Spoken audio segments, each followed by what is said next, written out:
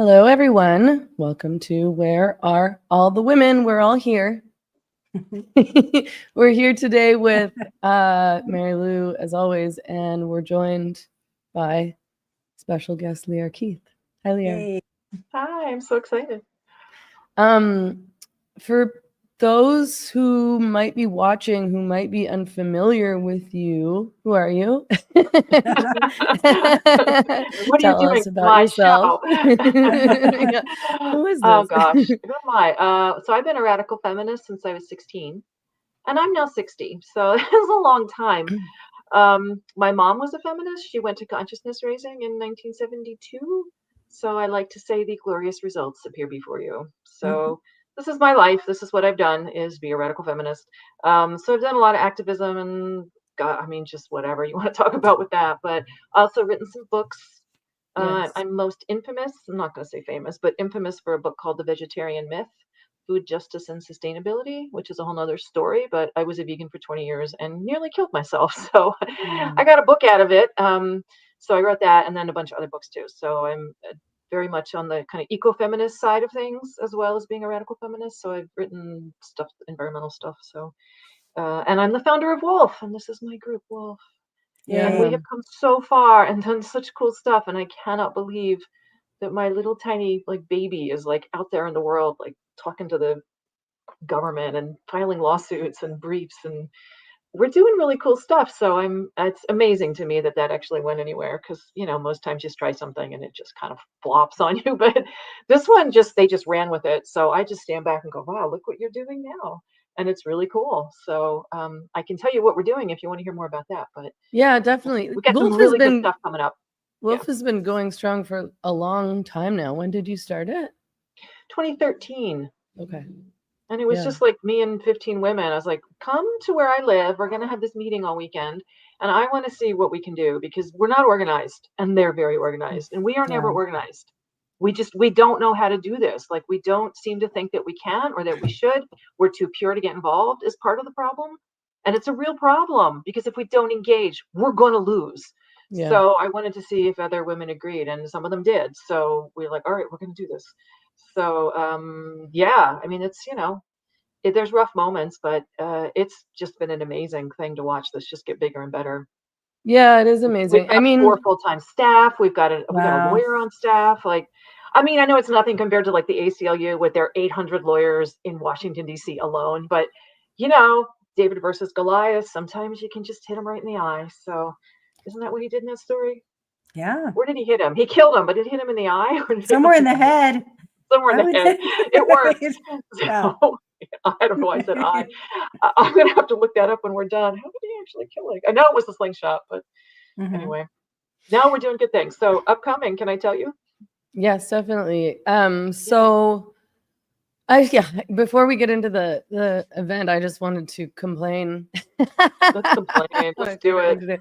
No, I was just going to say, I was just picking up on something you said, because one of my long-standing complaints, I think, about radical feminists is that there's a lot of talking on Facebook and little organizing and action, and then a lot of picking on anybody who does try to act or organize, and it's very frustrating. Have you experienced that? It's horrible. Social media is horrible. Just stay away from it. It's just going to wreck you.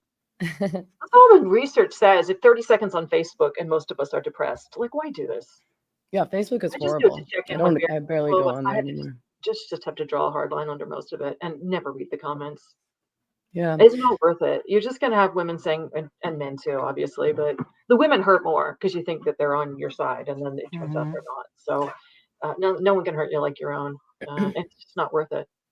Yeah. Yeah, I know. It's kind of amazing how brutal the feminists are to one another. It is almost worse, and often quite misogynist, ironically. I barely ever go on Facebook, and I don't really engage there at all, but every once in a while somebody will send me something, or somehow I'll see something, and it's the most grossest misogynist stuff that these women are saying about you who consider themselves a better feminist than I. I've sort of let go of that label, not because I don't think that I am a feminist, because I think clearly I am, but I'm just not invested in the label anymore. But yeah, it's really lacking in self-awareness, to say the least, I suppose. And like that's like there's definitely that sort of subgroup that you're talking about. Just walk away from them entirely. Like even if you do want to spend time on social media, like you know who they are, just block them. Yeah. Nothing good is going to come from arguing with somebody who's that vicious. yeah. Like this No. just clearly just got a problem. Like you just don't need the sadism in your life, and that's all it is emotional sadism. So just walk away. You don't need it. Yeah. There's no point to it. It's not a discussion in good faith. They're in it for the emotional high. Yeah. So you're not going to get anything good out of it. Yeah, for sure. Okay, so you have an upcoming action. We get two tell upcoming us. things. Oh, two. that are gonna be Okay. really great. Yeah. So one Awesome. is yes, Wolf is going to Washington D.C. And our goal here is to talk to as many Democrats in particular as we can, because they got slaughtered in the last election, and we know why. The polls have been so clear. You know, anytime they ask anybody, why did you vote the way you voted, they'll tell you. And we knew it was coming, and we still were being lied to by the mainstream media. These people who were shocked, you know, when Kamala Harris didn't win. I don't know how anybody was shocked. It was like nobody but the Democrats thought the Democrats had a shot at this. So, yeah, so in the aftermath, all the polls come out, and oh gosh, what do you know? The transgender issue is in there. And I've actually now met people, just absolute normies, who don't know who I am in any way, who will say this to you in the line at the post office. I've never voted Republican in my life, but I did because of that transgender issue. I'm like, wow, tell me your story. And they all have stories. It's a daughter or a granddaughter who's chopping her breasts off, and the parents couldn't stop it. And then, you know, she's taking the testosterone, and she's only 18 years old. And I didn't want children until I was 30. What's going to happen in 10 years? Like, I don't know. I'm there, believe me. So there's all of that. And then, you know, the main issues, of course, were immigration and the economy, which sucked. And then all the crazy shit that the left kept pushing. So the further off into crazy world the left goes, the more the Democrats are going to lose. And that little tiny silo of people controls the Democratic Party right now. So until they stop listening, they're going to keep losing. And apparently in the background, I mean, there's so much chaos going on because some of them are listening to the polls and they do realize that they're going to keep losing. But a lot of them are still hammering on this thing of, well, we just didn't message it right. It's like, no. Yeah. No amount of messaging is going to make people agree with defund the police. That's not a thing you're going to get. Right. We understand human nature, and that's never going to be a thing. And you tried it in these cities, these ultra progressive cities, and they're a wreck now. Yeah. There's entire neighborhoods with no grocery store, no drugstore. Like, it's horrible what's happened. I have personally walked over those piles of human excrement that you all hear about when you don't live in the Northeast, in the Northwest. It's true. Like, San Francisco's a nightmare. And these were beautiful places once upon a time, and they can get it back, but you're going to have to face the addiction problem. You're going to have to face that these are open air drug markets. Nobody wants to, they're still in denial about it. And yes, you're going to have to put people in prison who commit horrible crimes. We've got no other option. Like, I've listened to the people like, well, here's an abolition. Well, then what are you going to do with the sociopaths? And they never can tell you what's supposed to happen. I want a plan here, because you let them out of jail and they just go and kill another woman. How many times do we have to hear this story? So anyway, on and on. So there's just the crazy stuff that they've come up with. We're all tired of being called white supremacists. Most people know that they are not white supremacists. We're tired of it. Well, it doesn't mean anything anymore between white supremacists and fascists. It's like, we don't have any problems. You know what I mean? Yeah. Like, it's crazy to call people like us white supremacists, and everybody gets called it. And we're all just we're worn out. They talk about like the exhausted middle. Everyone's worn out. Right. So you've got this little tiny slice of people way over here who've captured. They all went to elite universities. They all get jobs in Washington. They've captured all the institutions. So they own the New York Times now, emotionally. They I don't know if you've read Nellie Bowles' book, the Morning After the Revolution. Oh, you have to read it, because we were writing about all of this. Okay. They really have captured the New York Times. So when all of this has been happening over the last decade, it's like, what has gone wrong at the New York Times? This is the paper of note, the paper of repute. This is supposed to be history that they're recording.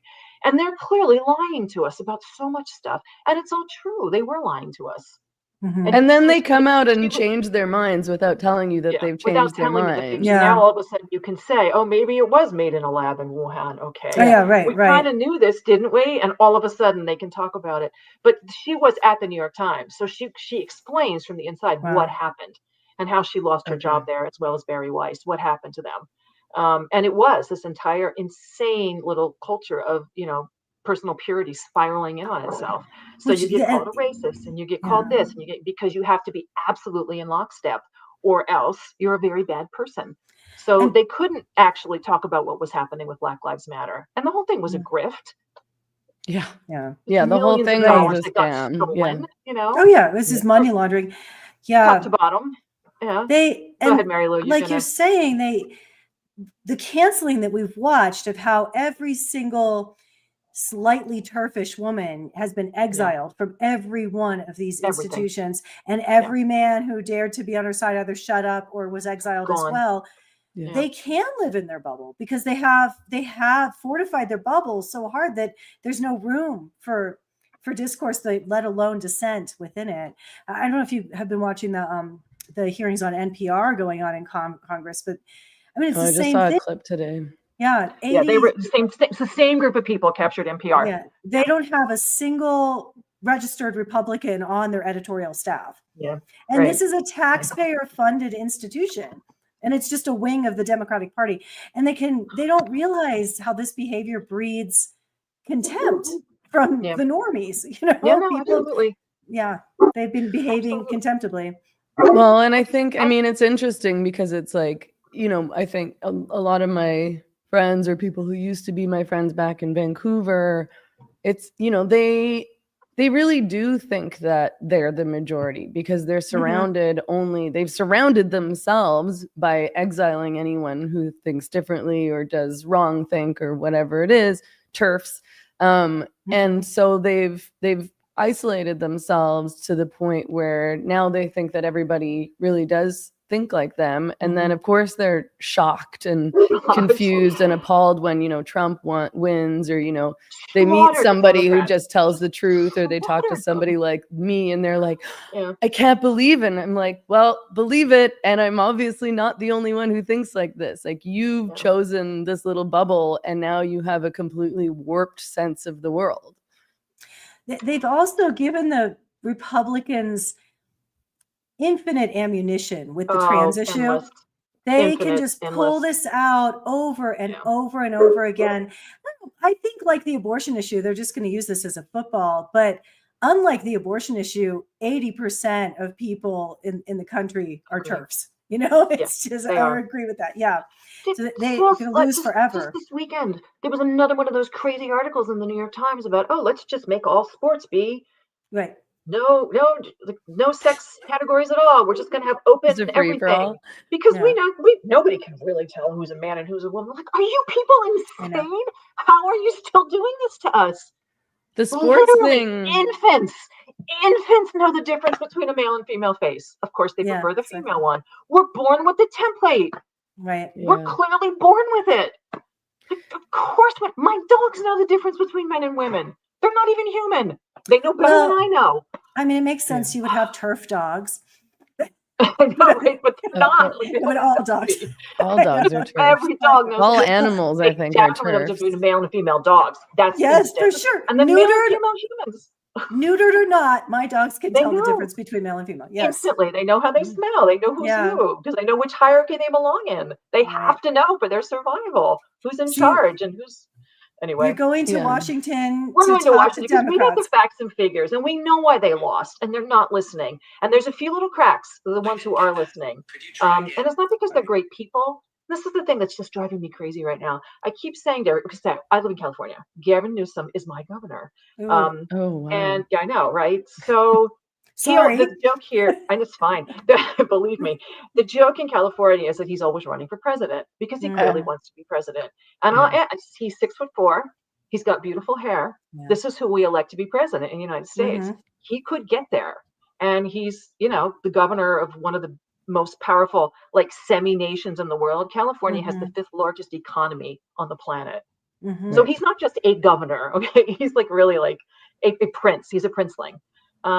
And because he wants to be president so badly, I'm sure he lives, breathes, sleeps, eats the polls. Like, he wants to see what will get me here. It's not because I like this guy that I'm saying any of this. It's because he's politically driven. He clearly wants, a shot at the top. And so, yes, he started this podcast because he had the writing on the wall. He saw it. And he knew the Democrats. He saw how badly they lost. So it's interesting podcast. It's called This is Gavin Newsom. But it's all about, his entire point is he wants to talk to people that he doesn't agree with. Well, that's what he said. I mean, he's just glomming onto a trend that started whatever. And that's fine. I don't care, because he's making room for the Democrats to change their minds. And he said in the very first one that he agrees about the sports thing. And he made like little tiny turfy comments. And of course they came in like, but there's nothing they can do to him. He's like J.K. Rowling. He's not touchable by the regular. And this is what we needed. So I'm celebrating this. Like, we got to crack your people, and we need to shove them all through one by one by one. That's all our goal is here. That's what you do when you think politically. And I hate Gavin Newsom. I don't care if you hate him. I hate him too. Who cares how you feel about him? It's not the point. Will you people please think politically about this? We have a moment. And you know what my goal is? We're getting on that podcast. Not me personally. I'm not the one to do this. But I want our lawyer who fought, because we have a lawsuit. Wolf has a lawsuit against the state of California. We're suing on behalf of the women who have to share their prison cells with men, because we know who these men are. And then, I mean, if you want to hear the whole Tremaine Carroll story, but literally the men who are going in are the worst men on the planet. They all have, they're horrible men. They have paraphilias, they're rapists, some of them are serial sex killers, they're batterers, they're murderers, and the women are living in terror. And both of you know how horrible this is. And so one of the guys who became the intervener in our case was this man pretending to be a woman. They put him in the women's prison, and he literally was removed because he raped 2 women there. And this is the intervener in our case. So like, this it's horrendous, and also couldn't be any more pointed about what we're trying to do here. And Gavin Newsom needs to have to face these women. He needs to have to talk to women about what he's done by signing SB 132 into law and putting these rapists in women's prison. So this is my goal this year, is like, we're getting on that. Radical feminists are getting on this podcast. I want our lawyer on there. And if we can't get the women in prison on, like, over the phone, it's great. We'll get someone like Amy Ichikawa, like one of the women who's really advocating, who's been there, who's, a former, what, I don't know what language they use for themselves, but, she's incarcerated. I mean, I think one of the she did real time. I mean, it was a serious crime she did, and she's, made herself into a much better person, and she's got a survivor mission to help women like her. And she's an amazing human being. I want her on that podcast. Like, you have to face these women, Gavin. You're talking, this is your goal now, right? So this is what I want. I want us to, because he's trying to do this thing of, all right, we've sealed ourselves up as Democrats. We didn't see the writing on the wall. We've absolutely lost the plot here, and none of us are going to get elected again as long as this is going on. So it's not because he's a great person. I don't care. Like, it's not about his soul. It's about the fact that we have an opening here because they lost so badly, and he's willing to broaden it. So let's get on. Let's talk to him. And I keep telling everybody, call the mansion. Email him.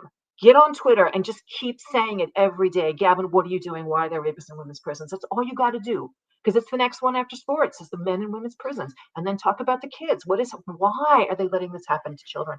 Anyway, that's like this. So we're going to Washington because the Democrats lost so bad, and most of them still aren't listening. And we can explain to them why. So we've got the detransitioners coming. We got LGBT. God, it just rolls off the tongue, doesn't it? You say it too many times and you forget. I'm not on that side of things.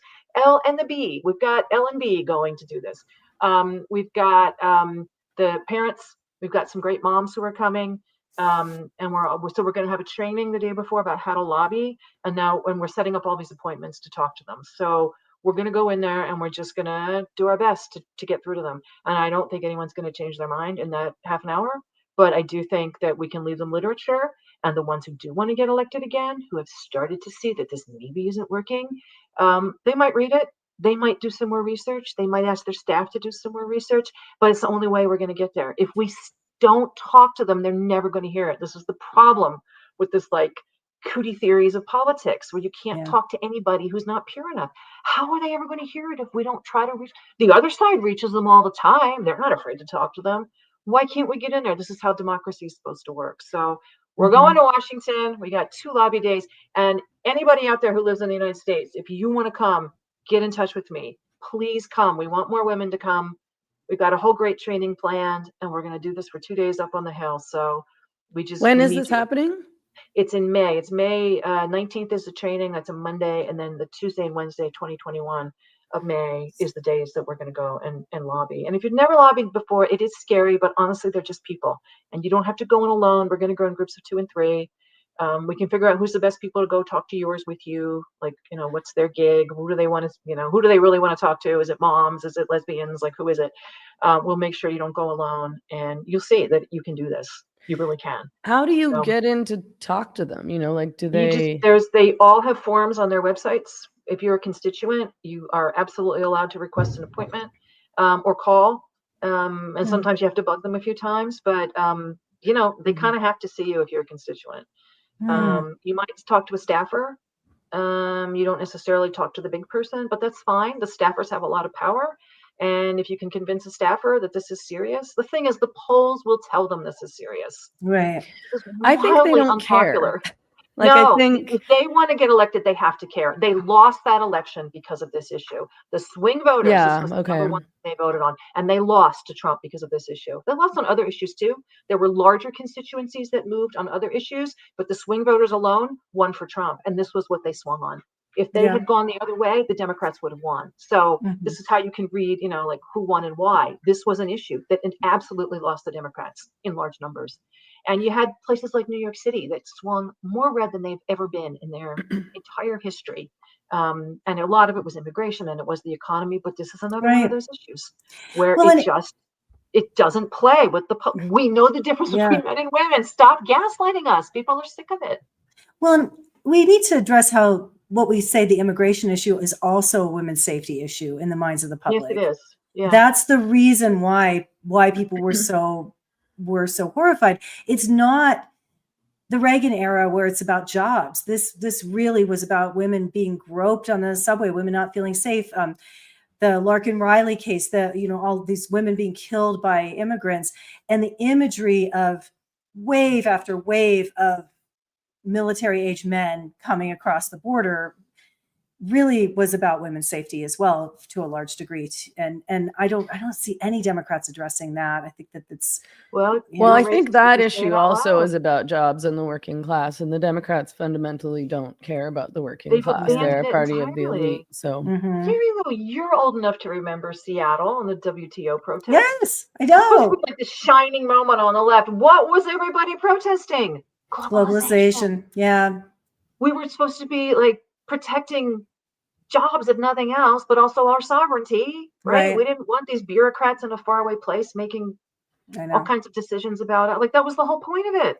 They stood in the streets and the tanks, and like this whole thing was like this generational moment. Does nobody remember that but me? No. And it wasn't just Seattle. I mean, they were dogging the WTO for years after that. It didn't stop until 9/11. There was Montreal. There was, there were the G8. They won, essentially. The globalists won, and then nobody cared anymore. But it was Clinton who brought that, people. It was the Democrats who brought that in. It was a whole new kind of Democratic Party, and it wasn't about labor anymore. And they're just catching up to this now. I think that now, like when Trump opens his mouth, like the people from that sort of world, he's speaking to them. And I hate it, but it's the reality of it, and we're going to have to face this if we're going to pull anything back to reality. So anyway, we're going to Washington, D.C. So if anybody out there wants to come, let me know. You can come. We've got plenty of room still for more at the training. And we really, it's going to be a great time. It's hard and it's scary, but you can do this. So we got to make democracy work. We've got to at least you can say you tried. When they lose, they're going to lose the midterms because they're not learning fast enough. And they're probably going to lose the next presidential election, which means the Supreme Court is just gone forever. Maybe they'll figure it out. I don't know. But we've got to get in there and try. We just have to try. I cannot give up. We've got to try. So you can do this. But how about that Jonah Wheeler? Oh, see, there you go. There's hope. Now, last year, you may have noticed him because he was already doing this last year. He voted against the child, whatever you want to call it. Like, I can't even use their language. The destruction of sexual organs and characteristics in young children. We will call it that. It's complete mutilation and chemical castration. Gender transition. I can't do it. It's just gobbledygook. Who's Jonah Wheeler? Okay, he's Oh, from New Hampshire, which is a very small state in New England. It's an interesting place, very libertarian, and he is in their House of Representatives. Oh yeah, they have the one. Are they? I think they only have the one. one They don't. I house. don't think they've got a split. I don't think it's bicameral, right? Aren't they one of the states that only has one? I think so, but I'm not sure. So So he's a he's representative. It doesn't matter. a He's a Democrat with, representative. He's like this. He's so smart. You only have to see yeah. him talk once to be like, this guy could be president someday. Oh, Very completely. well Yeah. spoken. He's good He's looking. He's tall. got He's good looking. beautiful, He's the beautiful dreadlocks dreadlocks. and just love, like, great voice. Like, and he's so calm when he speaks. Like, I can listen to this guy. This is fine. And then last year, when this whole thing came up about, hurting the minors with the sex hating medicines, he said no. He voted against it, and he got a lot of crap for it. And he still was like, no, not going to vote for it. He just very calmly was like, not doing it. And it's because he listened to women. He actually listened to people in his constituency. He's like, this is terrible. This shouldn't be happening to children. What is wrong with everybody? He had that normie reaction, and he didn't let them sway him. And then last week, the same thing happened, only this time it was about women's sports. And he again said, no, I'm not going to vote for this. And he got absolutely dragged, and he held firm. So he's another one. I keep posting his email.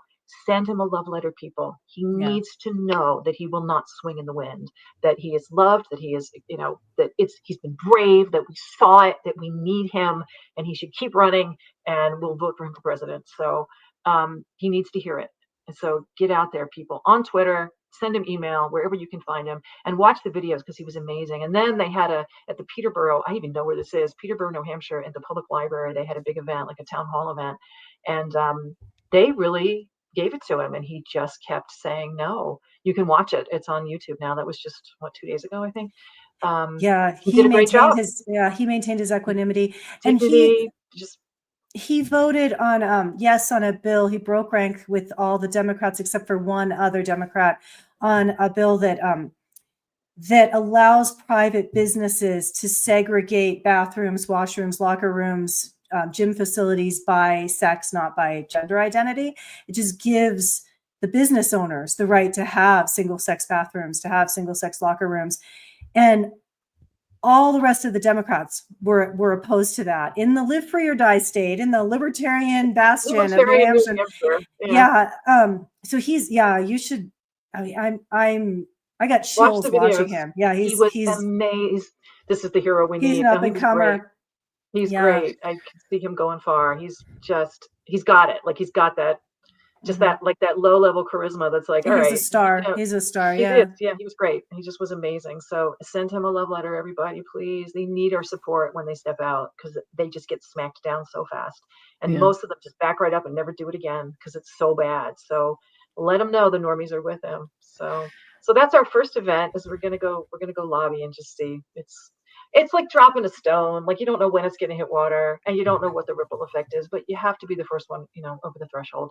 At least try. So that's I think I just got disenchanted with. I guess I'm thinking more in a Canadian context than American, because this is where I was like most politically engaged for so long, right? And I spent so many years trying to get people to listen and trying to get the left to understand. And if they just understood, then but I realized with them, in any case, I think you're right that you have to keep pushing, but I was like, oh, they don't like, they don't want to understand. Like, they don't care, because what's important to them is their virtue signaling and their tribe and their money and their jobs and their social status and all of that. Because I was like, I tried to meet with my MP and call my MP and email my MP, and I went to the Senate and I talked to politicians there. I talked to conservatives, I talked to liberals, I talked to the NDP, and people, like, it didn't matter what I said. No, I know. Like, it's and now it's like, but I think you're right. I think that the difference is that you're right. The Democrats lost the election here. The progressives don't have to care, because people keep voting for them. Like in BC, the NDP still won the election. The conservatives did very well, which was great, but people are still voting for these parties who, are full of shit, who hate Canadian citizens, who just feel entitled. I don't think they think of themselves as accountable to the people anymore. And that's really, our fault in a lot of ways. Because again, if they keep getting voted in, then why would they do anything differently? Mm-hmm. Well, one really good example of all of this, we can move on to another subject eventually, but like Kamala Harris was invited on Joe Rogan and she didn't do it. Right. And this to me is insane. So you stupid. had a free example you could have 2-3 hours. You could have just talked to let the American people see you, explain what your program is for the next 4 years and why you're on everybody's side and why you're better than the other guy. Trump did it. Yeah. And he won them. And she wouldn't do it. And you know why? Because her little staffers, who are all 25 years old, told her she would literally be a white supremacist fascist if she went on Joe Rogan. And she couldn't face them down. I'm like, you're about to be president and you can't tell these people no? But, they live in this little silo of all these like hyper progressive whatever people. And like, I guess she believed them. Oh, he's a white supremacist fascist and I can't have any part of that. So she told him no. It was like the stupidest decision. Well, and That I think alone could have won her she the and her election. team knows that she can't handle that kind of situation. Because when Very you go on possible, Rogan, you're just being stupidness. yourself You for have to 3 really hours. just talk. Yeah. Who knows? But she didn't do it. And that was the reason why. It wasn't because it's there. It's you can read it.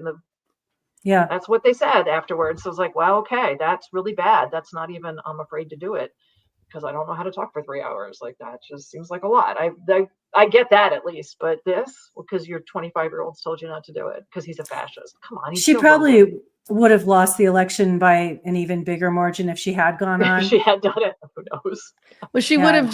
I don't think she can handle it, and I think it would have just. I think she's not very smart, and I don't think she's. I don't think she's willing and able to be herself and be relatable in that kind of context. It has to be such a controlled situation. You're right. It was a huge stupid mistake, but I think Trump and JD Vance are just the kinds of people who will do well in that kind of. Trump always is talking off the cuff. I was talking to Jennifer Say last night on her Spaces, like celebration of her 1-year anniversary for her brand, XXXY, and she went to Washington. She was invited to Washington when Trump signed the executive order protecting women's and girls' sports, and he handed her his notes after his speech.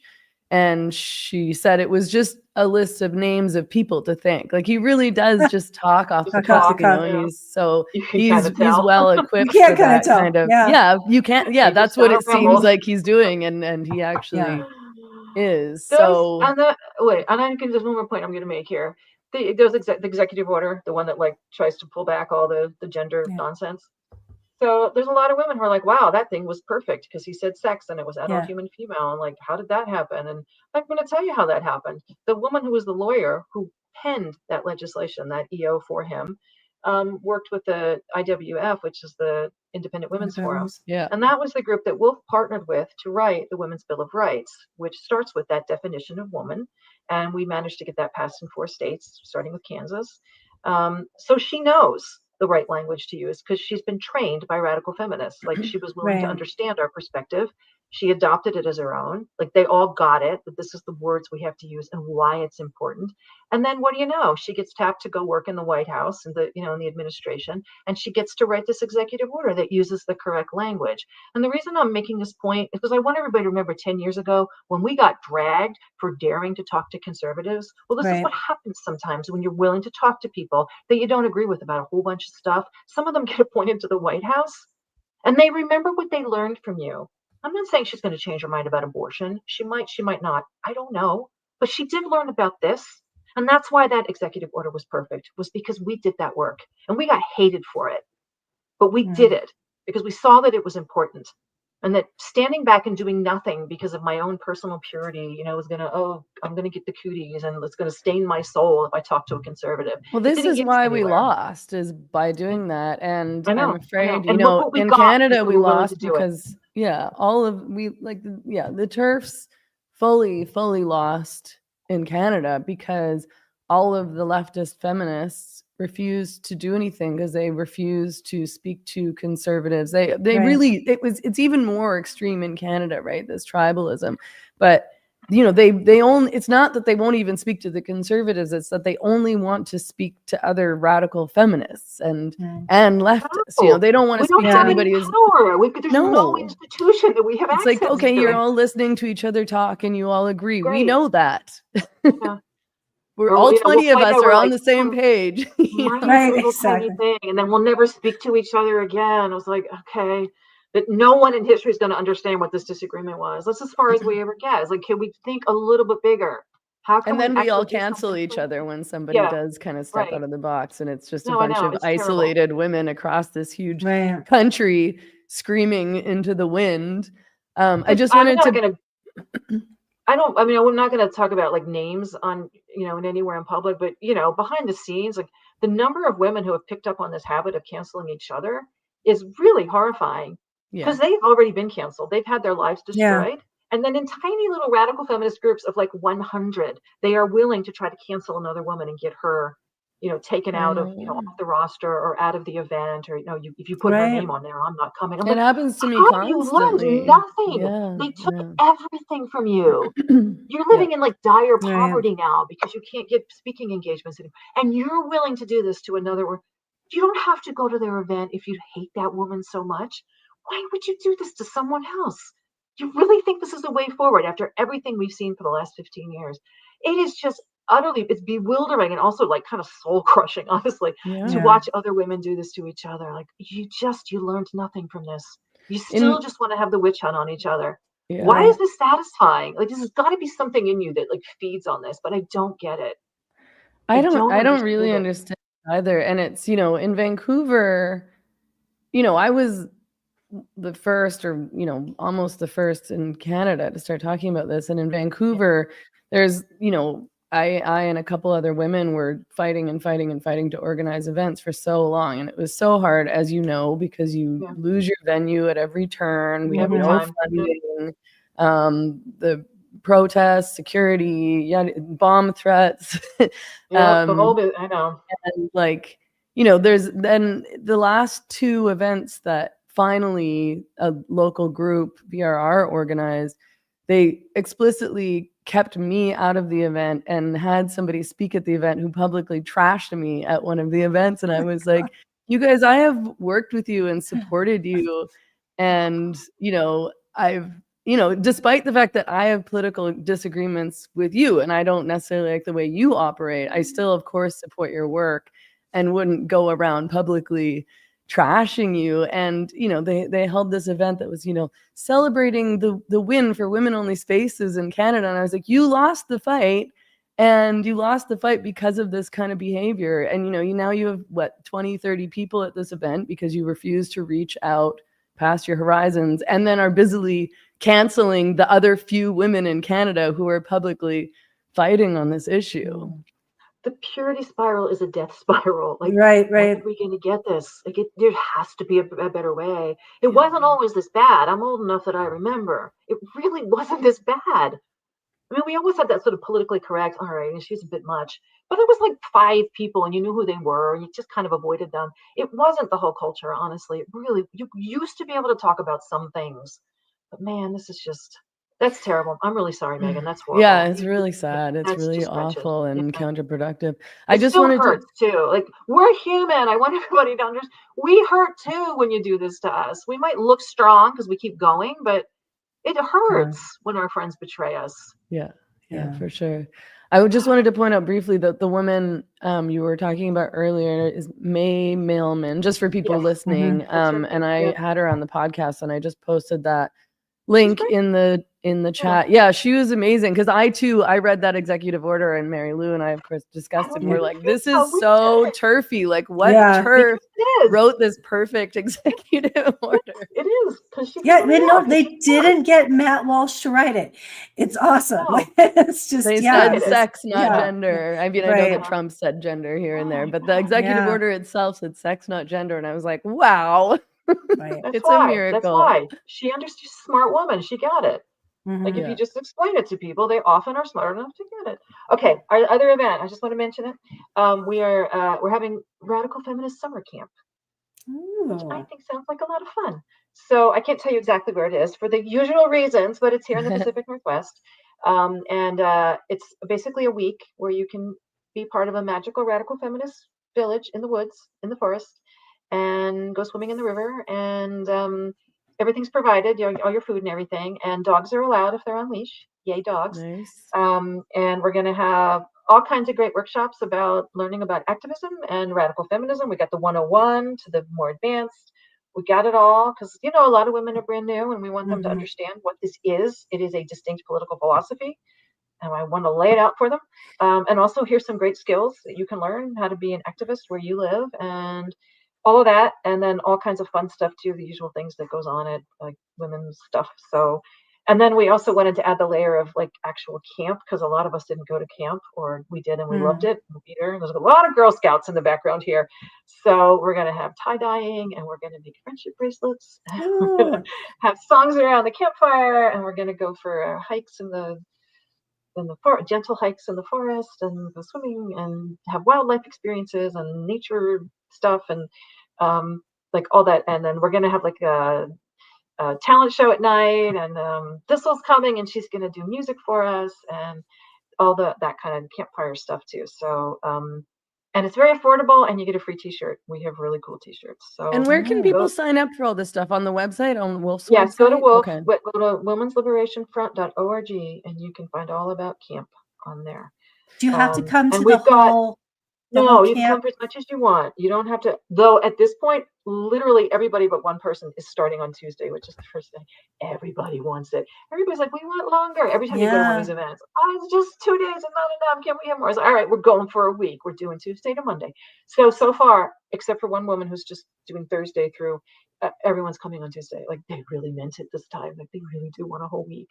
So I don't know. We'll see how it goes, but I'm super excited and I have a great organizing crew doing it with me. So, and we're going to have some special guests. And one of them, I have heard you mention her on this very podcast. Yasmin Mohammed is coming to our event. Oh, cool. Amazing. I know. She's awesome. Wow. She knew who Wolf was. Wow. She's the best. Yeah. She's so Mary Lou brave. introduced me to her. And then, I had her on the podcast. She's friends with Phyllis Chesler, as it turns out. Oh, wow. That makes sense. The Clarity Coalition, which is a group of a whole bunch of different kinds of people that are trying to stop radical Islamicist, that whole kind of philosophy from that horrifying totalitarian. They're doing really great work. So, but they are both part of that group. So I was like, oh wow, this is like this radical feminist connection. So, she said she's a fan. I was like, what? You're a fan of? How do you know what Wolf is? This is the most amazing moment. So she's coming and she's going to do some talks for us, which is just going to be, it's going to be mind blowing. Yeah. So I just can't believe it. So that's like our big star for the moment. I mean, maybe someone else really big will come too, but I'm so. That's great. This has just like done my heart so much good that, you never know who's affected by your work. I mean, I've been affected by her work, God knows. So I'm just amazed that, she's coming. That's awesome. Great news. Yeah, so I want to ask you, just because this comes up so frequently and it came up again when I was talking to Jennifer yesterday, but what do you think? There's this argument, of course, that I know that you've heard and Mary Lou and I have talked about a lot, that says that feminism set the stage for transgenderism. And, and I sort of understand what they mean. I just think that they're, not really understanding the history of transgenderism. But what they mean, of course, is that, by saying, by feminists saying, women can do anything men can do, and by, putting women into so-called men's spaces, which I guess means universities. The whole world. The whole world, yeah. Letting them out of the house. Everything. And then saying that, gender is a social construct, that this set the stage for this trans activism and gender identity ideology. And then, on top of all that, we do see that, most feminists honestly did go all in on the trans women are women thing. Like the radical feminists didn't, but the rest of the feminists really went for it. And it's like, how? We can't deny that. It's no good saying, oh no, but okay, that's no true Scotsman. Like we have to just admit that a whole bunch of them, who frankly are way more liberal, but there are liberals in the world and that's fine. But they never really got the radical feminist analysis, and so they didn't get this part of it either. They sort of signed up for the good person package, I think, and this is one of the poor oppressed people that you have to stand up for. That's how I think it got sold to them. And this is like, I know we talk about like toxic masculinity, you can take it or leave it, but that's this is toxic femininity. It's just these endless demands to nurture and the empathy and the sympathy, and this is how you be a good woman. And I know Andrea Dworkin wrote that book, and she was absolutely right about right-wing women. Well, this is left-wing women, and it's the exact same psychology. It's just a slightly different target group. That's all it is. But anyway, no, of course I don't agree with that. The people who've been fighting this from the beginning are feminists, starting with Jan Raymond in 1972. Yeah, it's like, I know. That's how long ago that started. Yeah, it's like there were feminists fighting this. You guys just didn't notice them. You just didn't care. Nobody noticed. Yeah, it didn't affect you. She got a whole PhD on it. She taught class after class on it. She wrote a book on it. Mary Daly certainly wrote about it. Right. We tried to get in there. I mean, I've been fighting this stuff since the early 80s because back then it was these horrible men, and they, would try to invade women's events. Starting then, they were doing it. I'm assuming in the 70s as well. I wasn't there. I was just a kid then. But when did Robin Morgan? Robin Morgan wrote an essay about it in the 70s. Gloria Steinem and Robin Morgan both spoke out about this in the late 70s, and then Steinem, she flipped on us. But Robin Morgan doesn't seem to want to talk about it, so nobody can seem to get a straight answer on what her thing is on it at this point. I don't think she quite understands how bad it is. But anyway, I mean, our goal. I mean, what we said, if you want to take it away from slogans and really try to have a slightly longer, explanation, it was like, look, men and women might be different in these ways, which are biology, but we're all human, and we should have the same human and civil rights as each other. That if men get to, have a voice in a democracy, so do we. And if men get to do things like, own a house, so should we. And if men get to, I don't know, have sports and run in the Boston Marathon, so should we. Like anything that's in the public realm and, that's about the common life that we all have to somehow arrange together, our common affairs. That's what government is supposed to be in its wildest dreams. We should have a voice in the way that the world is going to run. That's all. That was really, the end all and the be all. And that when you hurt us, we bleed, and you shouldn't be able to do that without there being consequences. In the best possible world, you shouldn't even think about doing those things to each other. But, hopefully someday we get there. But in the meantime, if you do brutalize us, it should matter. It shouldn't be fun, and it shouldn't be sex. It should be a human rights violation. So that was our argument. I mean, and it, and women can get pregnant, and therefore, we have things that there's ways that our biology is going to impact us, and that's called sex discrimination. And those were the original arguments, like that Catherine McKinnon made before the Supreme Court. It wasn't that we are the same. It's that, in fact, we're different. And then when women are hurt because of those differences, that shouldn't be okay with the world. And that was pretty much it. So I know that this gets reduced to these kinds of slogans. Like, we're all the same. And so but we didn't really say we're all the same. We said we should have the same rights. That was really all it was. And that, whatever personality you have, it should be fine. And if girls want to be rough and tumble and they want to be aggressive and they want to get out there and be, like kick-ass lawyers or kickboxers, like it should be okay. And that's just gone. Like now you have to be a boy if you want to do those things. So it's exactly the opposite of feminism. So it's of course bothers me deeply when they want to blame us, but of course they are going to try to blame us because they're misogynist men, and so everything's always women's fault, isn't it? And I just think that I really think that they don't understand the history of feminism. They don't, and they don't understand things like the difference between radical feminism and liberal feminism or third wave feminism. Like they think that they call third wave feminism radical feminism because they think that the word just means extremist, which it does in lots of contexts, but in this case, it's not the situation. So they reduce it to these really weird sort of, I think they're thinking about feminism in an academic context, which a lot of that is really, really dumb and did all just become gender theory. Literally the women's studies programs became gender studies programs, and women's rights and the history of women's rights and the history of the feminist movement isn't part of the curriculum anymore. So it's sort of like, no wonder people don't get it. But it frustrates me that they presume to get it when they so clearly don't. When they don't, I know. Like consider that maybe you don't have all of the full information here. here. Yeah, like radical feminism is its own distinct political philosophy. It's not just radical plus, oh, vaguely feminist. Like, it's not just like an extreme version of something. It actually has, you know, its own view of when you put women at the center, you end up with a completely different way to understand what's happening to women. That's all. That's all it is. Like, it just built out from there, but it's a completely different view of the world than you're going to get from applying, you know, the ways that men are hurt in this world is very different than the ways that women are hurt.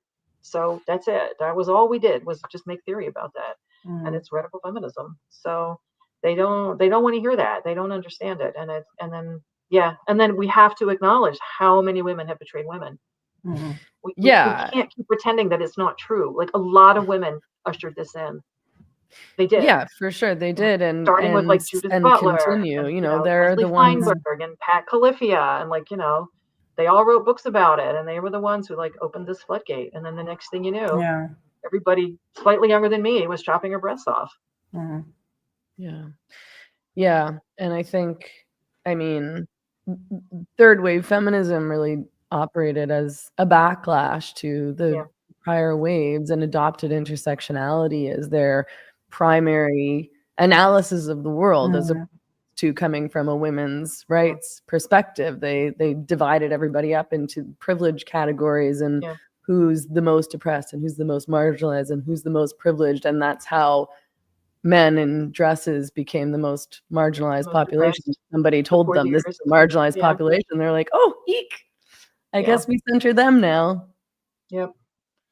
Well, they're the most wounded, most super special men in the world, and only I can understand them. And when I understand them, that makes me a super special woman. Right. He's the sun, and I can just revolve around him, and you can see what a good woman I am because I love this man, and I can help him, and I can heal him. There's also, I see how super special he is, and the rest of you just don't understand how hurt he is. And this is, I mean, you can just apply this to any right-wing woman, and the left will see it. But when you apply it to when the left-wing women do it, like literally, it's just a slightly different target. It's just a slightly different set of behaviors. It's not even that different. Because on the right wing, you know, you have to give your body to one man. And then on the left, to be the good woman, you give your body to multiple men. And that's it. That's the only difference, right? But it's still, oh, the poor, super special wounded man that only I can understand, and I will help him and I will heal him because I'm a nurturing good woman. And now you will give me respect, and I get to have at least a little corner of my life where everybody likes me and maybe won't hurt me. And that's it. It's the exact same thing. There's also this weird thing that I find a lot of women do where they brag about not being afraid of these men. They're like, oh, well, you know, I've peed in the washroom next to a trans woman and I'm not, they're fine. They're not scary. You know, like, why do I care if this, you know, trans woman or whatever you want to call them is in the change room or the prison? You know, they're just people. And it's like, wait, what's happened here? You're as a supposed feminist are trying to argue that women aren't vulnerable to male predators and male violence. Is that really I'm not scared. What are you so scared of? Like rape? And it's not even about me. Like, I didn't get into this fight because of anything that happened to me. I got into this fight because it was clearly wrong and dangerous, particularly to marginalized, vulnerable women in prison, to little girls. Like, it never had anything to do with who's peeing next to me in the stall. Of course, I don't want a man in there, but it's not. This might actually be a good time to segue into what happened to you, Mary Lou. I forgot story, about Mary Lou. That's horrible. I'm still sitting with it. So in my town, there is this spa called Betty's Bath and Day Spa it was founded by a really awesome woman-centered woman years ago. And they've always had this women's drop-in hot tub that was clothing optional, and women could just decide to hang out. And there was always a group of cool women there. So that open tub didn't survive COVID. Now you have to rent the tub, which in a way is a good thing. I was really upset about that. But my friend had rented the tub for a celebration for the equinox for a bunch of her friends.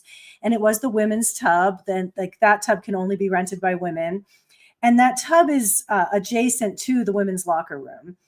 And when I went, I was all excited to go hang out in the sun. It was a beautiful sunny day. The birds were all migrating over. I'm going to go hang out with a lot of cool women.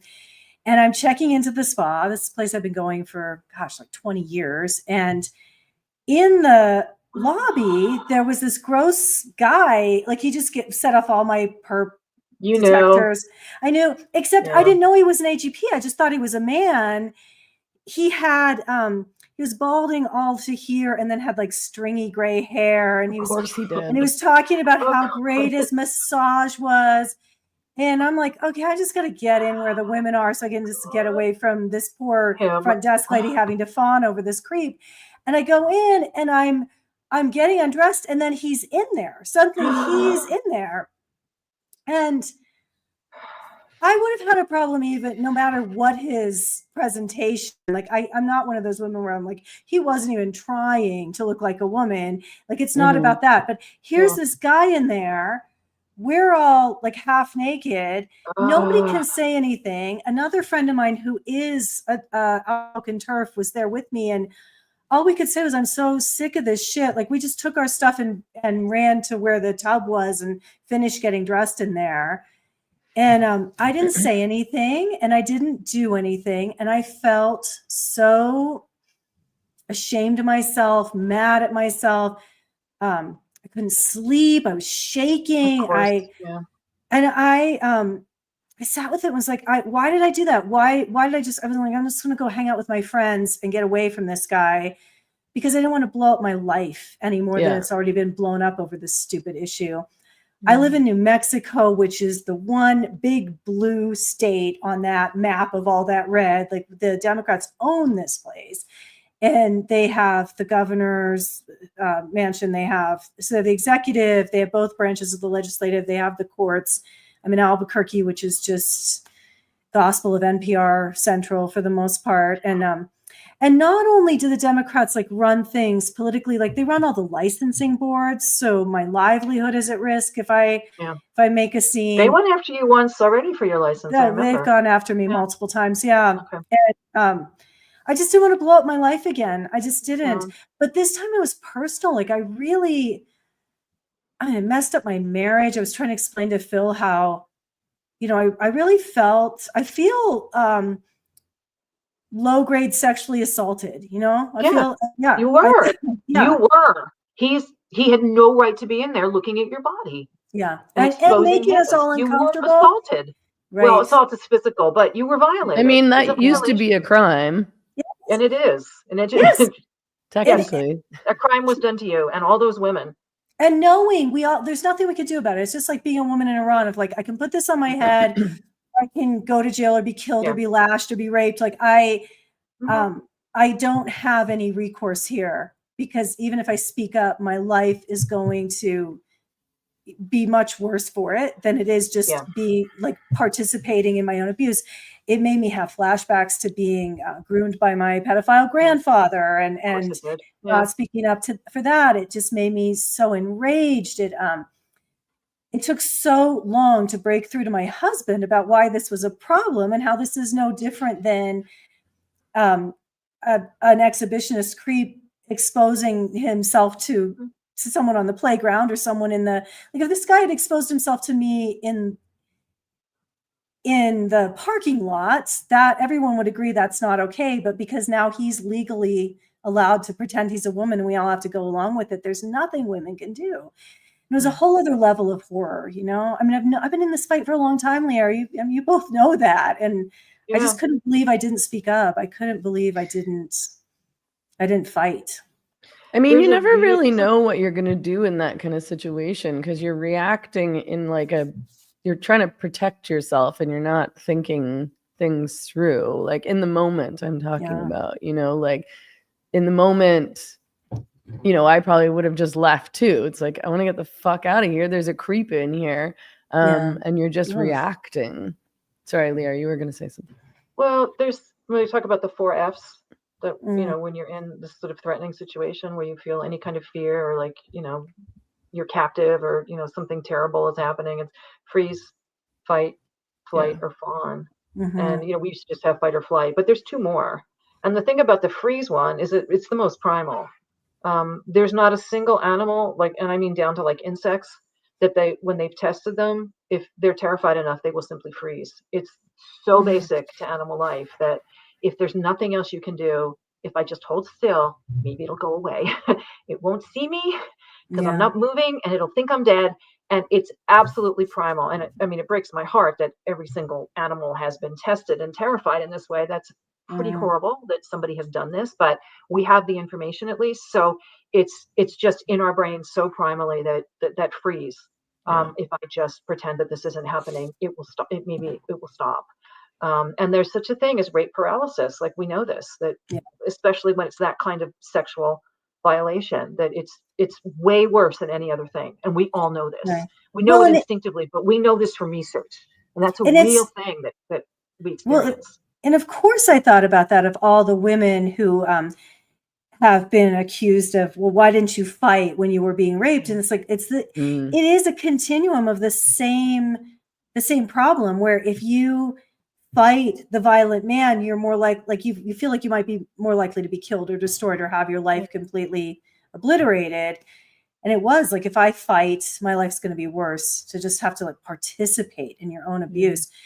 Yeah, it was disgusting. It was the first time I've been glad that tub is now private, because we'd all be dealing with these dudes in there every time we went in, if it still were a drop-in tub, every single time. Every time Were they'd be there.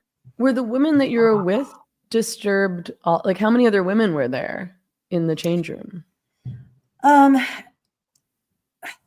Gosh, there were probably 6 of us, and 2 were with my group that I know of. But then when we went in, the women who were already in the tub were having such a good time. We all chose not to even mention it, because we didn't want to turn the entire party into this trauma of like, we were just assaulted, and we were just, we just dealt with this massive violation of our dignity, our privacy, our sovereignty. We didn't want to take it into where the women were having a good time hanging out. So we never processed it. We never talked about it. My husband did write them a letter saying, this is not okay. And he was very nuanced. He was saying, I understand, given the current political situation and what, where New Mexico's stance is on this, that probably don't have much power, but I want you to know these women felt very uncomfortable, and several of them will never be coming back. And they sent back a non-answer about how they have to comply with the New Mexico Human Rights Code. And they sure wish that that we had spoken up about it while it was happening, but we would have been escorted out. What would have that done? Yeah, you would have been kicked out if you'd done and then that. It would have been in the paper. We know how this goes, because it always goes the exact same way. Right. And the woman gets kicked out, and then they cite they do this in Canada all the time too. They cite the Human Rights Code, so that they don't have to defend themselves. They're like, oh, well, gender identity and gender expression is protected under the Human Rights Code, blah, blah, blah, blah, blah. And it's like, okay. The people who run this business don't want to have to go to court either. Like, they could take a stand, but it could cost them $500,000 by the time the court case rolls through. Yeah, these guys seem to like like watching to their sue. lives get wrecked too, even if in their heart of hearts they're like, this is disgusting. There's not much they can do about it. So it's so outrageous that we are all put in this position constantly like this. It's horrible. And this is because they've won. And we've got to fight it on a much higher level. But I totally get that. When you're in the moment, it is so hard to know what to do. And just a few more things about that for anyone else who's been there is that we never know what to do the first time something bad happens. No. Sometimes on the second or third round, we're ready. But the first time, you're like, what am I supposed to do here? And we don't. We generally just freeze and back up. That's just really classic. I mean, even soldiers, it's known that, your first time in battle, 50% of them break and run. And they've got training, but it's just, this is how all animals behave under that level of stress. It's just, you want to live. It's like, that's it. And this is a level of emotional stress that feels that way. Like, why am I being violated like this? This is horrible. You're terrified. So there's one thing. It does get easier, I think, for a lot of us when after the first one and then the second time and then the third time the bad thing happens, you're like, okay, then I tried this and that didn't work. And the next time I was ready with this and that didn't quite work. Well, you just keep front loading. What am I going to do next time? And it may be just that you're never going to be able to confront this because you're a small business owner and you can't. And so you're just going to have to live with it. And that absolutely sucks for every one of us. It may be that you're willing, that in your life you could take more risks, so you're ready to take that risk. Well, and it's not like you haven't been fighting either. Like, it's not like you've been hiding away on this. So she's absolutely a warrior on this issue, and for women generally, we know this about Mary Lou. But it's just But I just hate that feeling of like, well, now I have to submit. They're making us all submit, and I hate it. Right. So that just adds to the humiliation of the violation is always, it's always humiliating. That's part of what it is.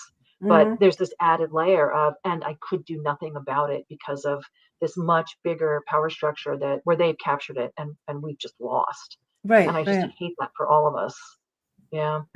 Abby in the chat just said, I wouldn't want to say anything to an AGP stringy hair man either. Like, what if he attacks? But it's true. Like, if you're in the bathroom and there's a big creep in there, like, is it wise for me to confront him?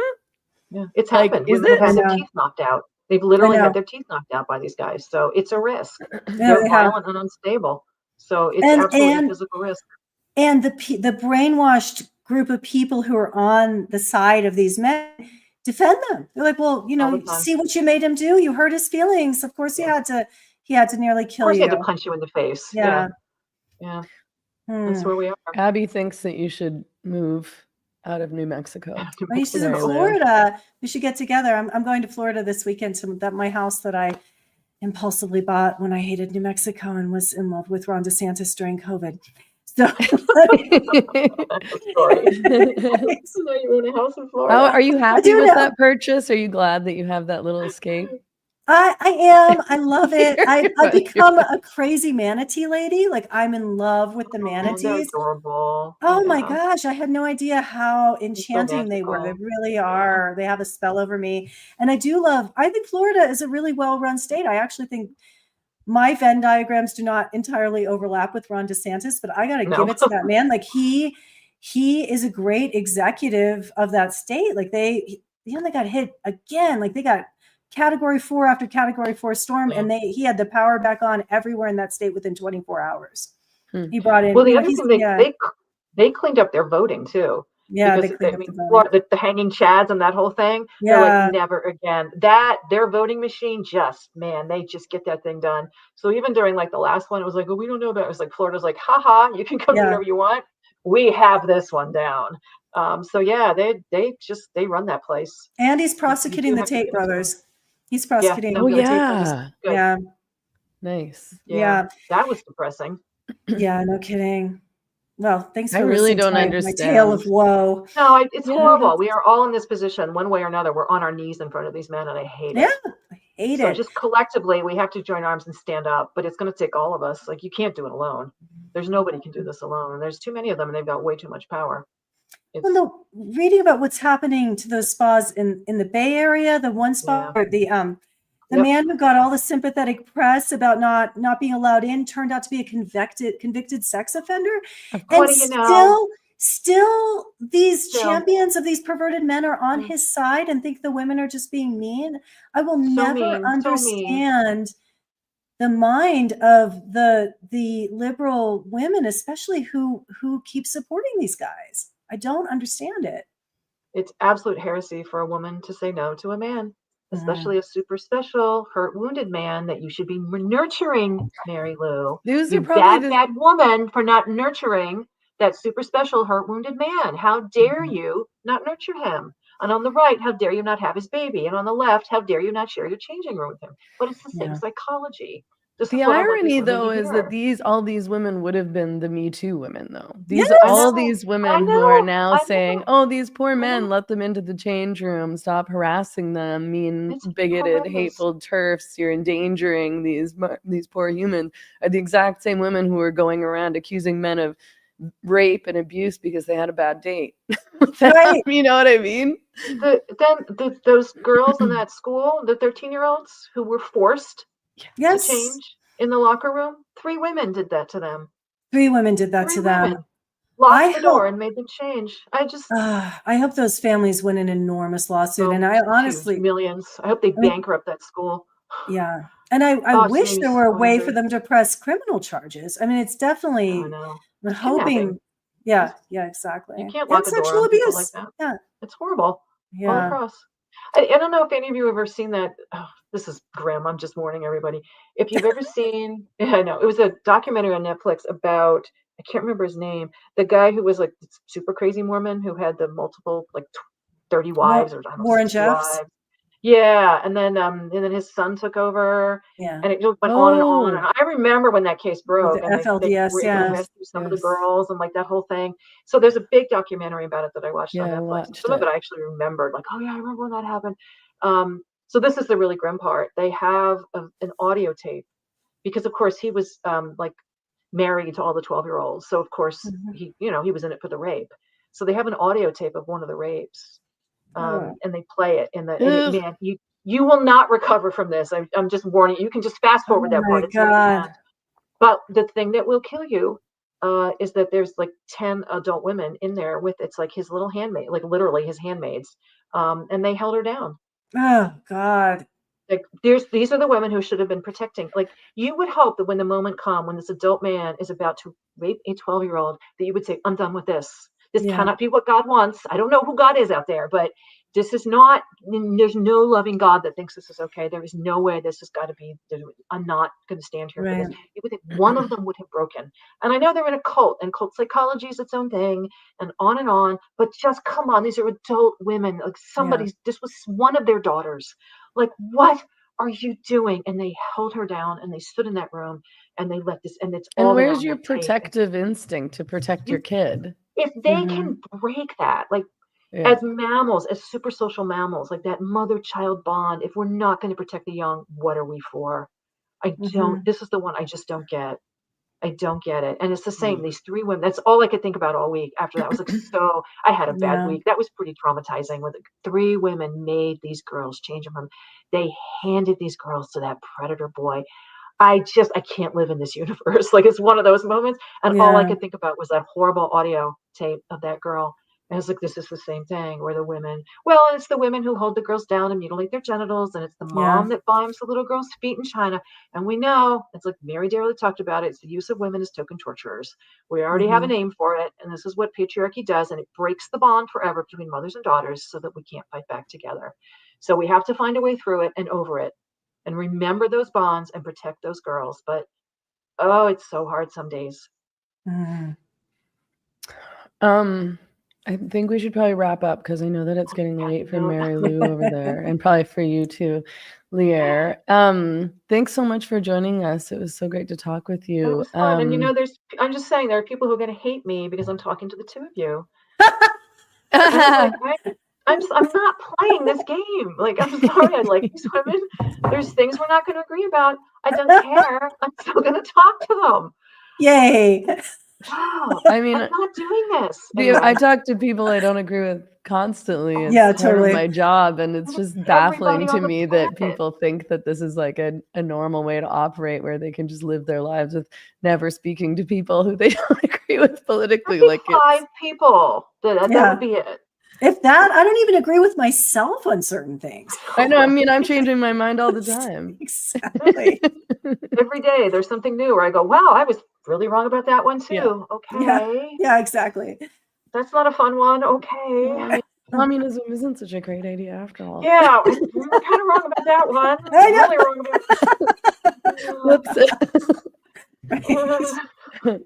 Whoops. Okay, so tell us again about the upcoming action in Washington. Yes. I posted the link to Wolf's website in the show notes down below on YouTube, and I'll put it in the chat again. Okay. But tell On people. May 19, 2021, we're going to Washington, D.C. We're going to have training from a professional on the 19th. You're going to learn how to lobby, how to talk. We're going to practice. You won't be scared, I promise. It'll be fun. And then the next 2 days, we're going to have all these appointments set up, and we're going to go talk to them and see if we can just bring them back to reality a tiny bit. Just give them it's like we got to give them an exit ramp. So we got to start building that ramp. This is one way to help start building that ramp off.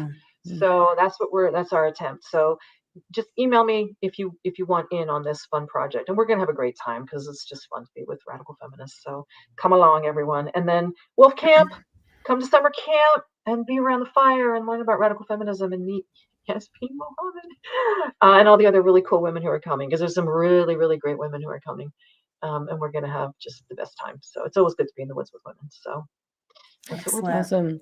And Mary Lou, tell us about your herbal workshop coming up, course. I have a course. I have a 16-week herbal materia medica course coming up called the Herbs of Enchanted Family Medicine. I do primary care, and I have a really large herbal apothecary at my office, and people are always asking, tell us about all those herbs. And this is everyone's opportunity to hear do a deep dive on over 150 herbs. If you always wanted to be an herbalist and you'd love to come get information, please sign up. You can sign up on my website, enchantedfamilymedicine.com. It's a 16-week, once a week class online. Everything will be recorded. If you can't make all the classes, you can have all the material at your fingertips in perpetuity. You'll have the data files and the recordings, and I'm really excited about it. I think if people would like to learn more about health sovereignty and plant medicine, come take my class. And it's an awesome deal. And is there still an early bird deal happening right now? Yes, there's an early bird deal right now. The class is 40% off, and that is through April 15th. After April 15th, the price will increase.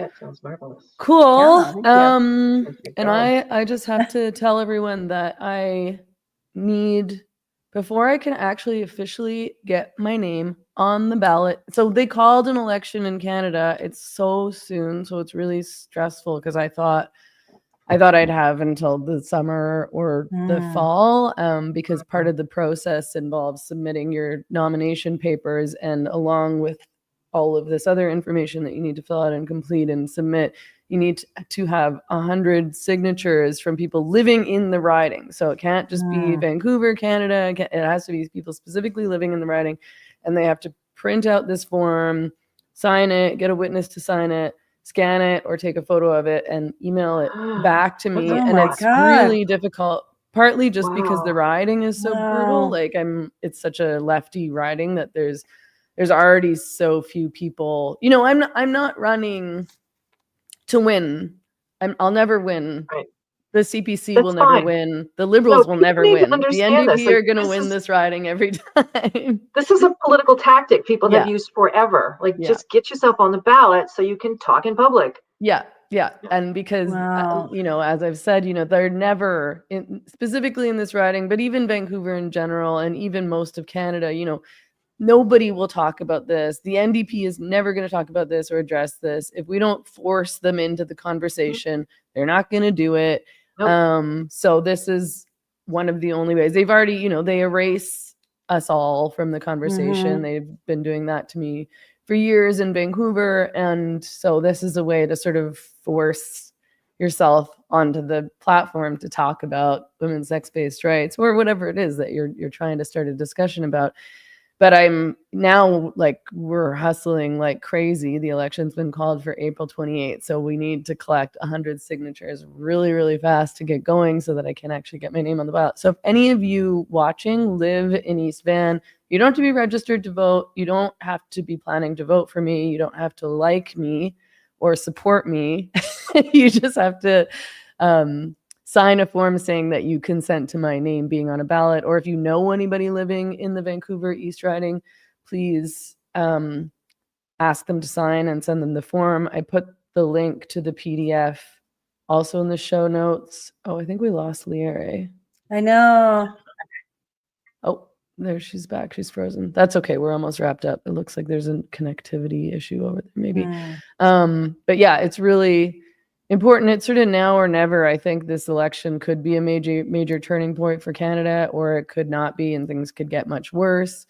But if you think that it's important that people have the option to vote for somebody who thinks that men can't become women,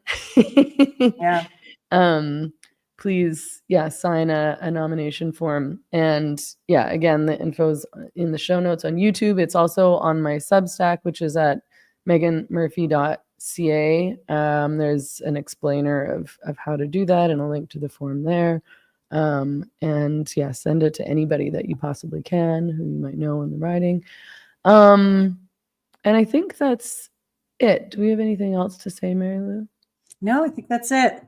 Okay. Sorry you're frozen, Lierre. We can just see your frozen face over there, but thanks for joining us. It was really great to talk with you. Yeah. Thanks, Lierre. Thanks, everybody, for tuning in. Thanks, everybody. See you next week. Oh, don't forget to like and subscribe. I always forget. Okay. Take care, everyone. Good night. Good night, everybody. Bye. Bye.